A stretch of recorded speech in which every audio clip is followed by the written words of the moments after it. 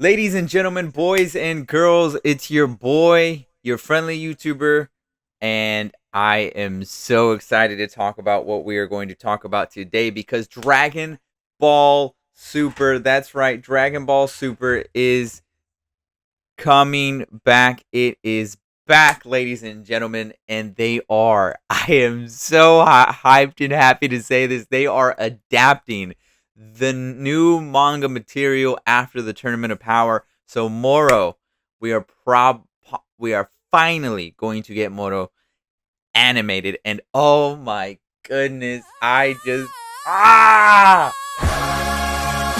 Everything that I've ever praise the Lord. That's what I'm talking about. Worship Christ with the best. This shit means something to me, man.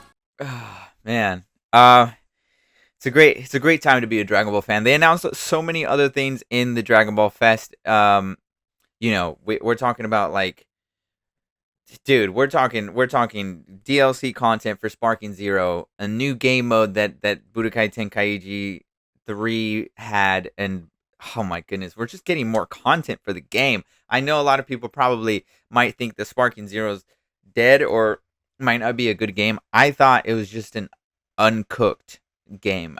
In the sense of like we should have had more characters. The ones that we're getting now, we should have had, respectfully, we should have had them at launch. The DLC that we're getting with the new mode, we should have had that at launch. But here we are, and we can finally enjoy the game again. But let's talk first again about the anime returning because we finally got confirmation that yes, they are going to start animating the new content that was in the manga. The only thing I found a little bit weird was Toyotaro was not credited at all. And I understand they want to pay respects to Toriyama Sensei.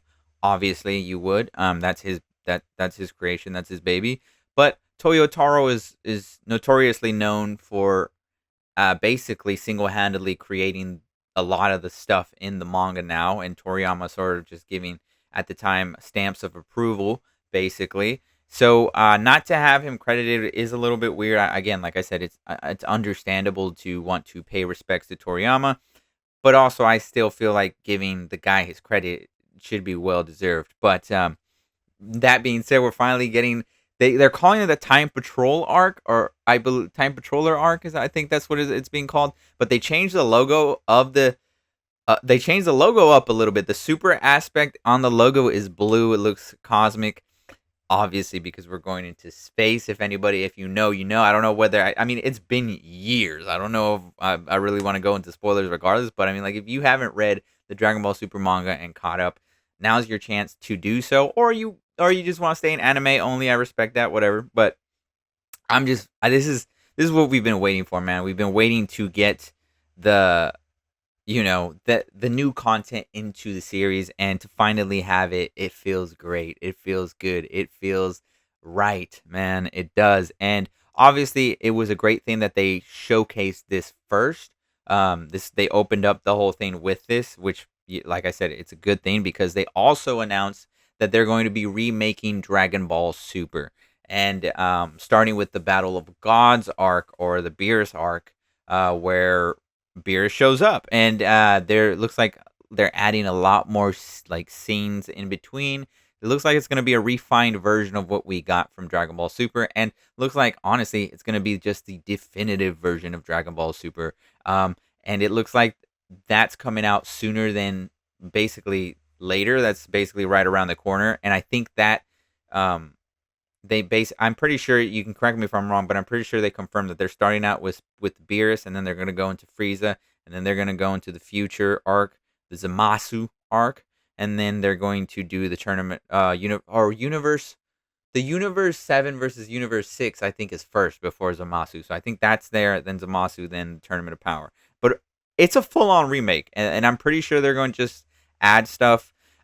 It looks like they might just be faithful to the manga, and they might just, which that just seems like the way to go if you were to do a remake, considering that, I mean, Dragon Ball Super, I mean, it is the most recent thing that we've had.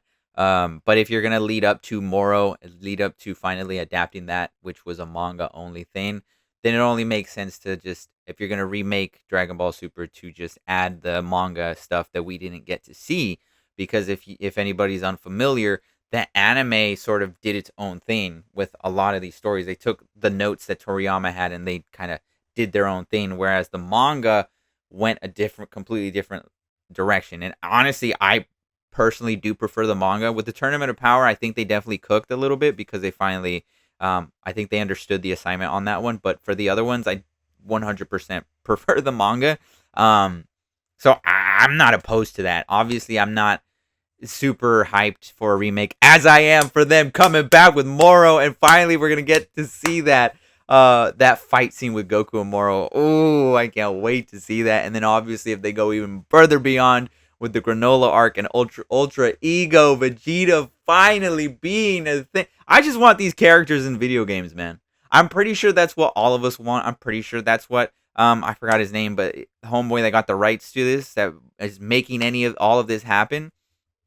Pretty sure that's what he wanted for us. And I'm just so grateful that we're finally going to get that. And hopefully those characters are going to be in, like, Sparking Zero is a perfect game to put all those characters in. And, you know, man, and it only leads to good things. Because, I mean, like, Dragon Ball Super didn't end at the Tournament of Power. It kept going. And we had Superhero. And after Superhero, we have, if they want to continue it, Black Frieza. So, there's and a lot of that stuff hasn't been covered in video games and in the anime. So if this thing, you know what I mean? It was just waiting. It was just there, waiting for somebody to pick it up and finally do something with it. And thank God they're finally doing something with it. So looks like the remake of Dragon Ball Super is happening.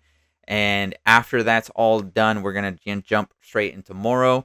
And it looks like they're using Yamamuro for the remake. And I'm not going to lie, I've seen clips here and there, and I saw the trailer for it. It definitely looks like a refined version, like an HD version of Dragon Ball Super of what we already got. But I'm kind of over Yamamuro's style. I just feel like it's too boxy and not fluid. It's very stiff, and I'm sure I'm not the only one to have that criticism. But from like an artistic standpoint, I don't understand why he just hasn't moved in with the times. I don't hate his style per se. Like, I think it worked for Dragon Ball and Dragon Ball Z, but I think he strayed away from what made his style so good in Dragon Ball Z to this modern slop that I'm not the biggest fan of. But this does look more refined than his other stuff, so I'm gonna be more optimistic than not. So like I said, we're getting more DLC with Sparking Zero. A new video game got announced. So we're gonna get a new Dragon Ball video game. Right now, there's no official title for it. Looks like there's an original character that's gonna be the main driving force of it. There's not really much information, so I'm not gonna go in too deep into it. But I think it's everyone's consensus that it looks like they're waiting to, but it looks like it's Xenoverse 3. That's what it looks like. Which, so much Dragon Ball stuff, man. And oddly enough, no confirmation of the manga coming back. I don't know if Toyotaro is coming back to continue the manga or not. He very well could. He very well might be working on it right now without us knowing. I don't know. I would like to. I would like to know because I think there's stuff there that he can work with. There's so many pieces put in there to continue the story. And one of the things that I'm gonna throw out there, as excited as I am for everything, Dragon Ball Z Kakarot, I'm pretty sure the Daima DLC for that has got to be the last of it, because nothing else is sort of like Dragon Ball Z-esque. I wonder if CC2 is gonna come in out of nowhere within the next couple years, and instead of Dragon Ball Z Kakarot, we're gonna get a Dragon Ball Super Kakarot or something like that, Like, I wonder if that's a thing, especially if Xenoverse 3 is coming out. I mean, people, for the most part, have enjoyed Dragon Ball Z Kakarot. I haven't finished all the DLCs for it, and I might, let me know down in the comment section if you want to see me play that here on the channel. I would love to do it. And I would love to see a Dragon Ball Super Kakarot. There's enough content there, especially if they're going to follow with the newer stuff from the manga. That's a whole new video game right there with all that content. So I wouldn't be opposed to it. Sparking Zero is only going to get better from here on out. Dude, I'm so excited. The only other game that I'm hoping we get a couple more updates for is Dragon Ball Fighters. It's probably not going to happen. I mean, we are getting Super Saiyan 4 Goku from Daima, but I don't understand why we don't have Beast Gohan or Orange Piccolo in that video game yet. Bro, come on, Bandai. Come on, man. I'm just trying to play as Beast Gohan and Orange Piccolo and Dragon Ball Fighters. Please, let's make it happen. But oh my goodness, so much to sink our teeth into. Dragon Ball fans, we are back, baby. Back. They never thought this would they didn't want us to be on this pedestal, but here we are, baby. Here we are. Dragon Ball is back.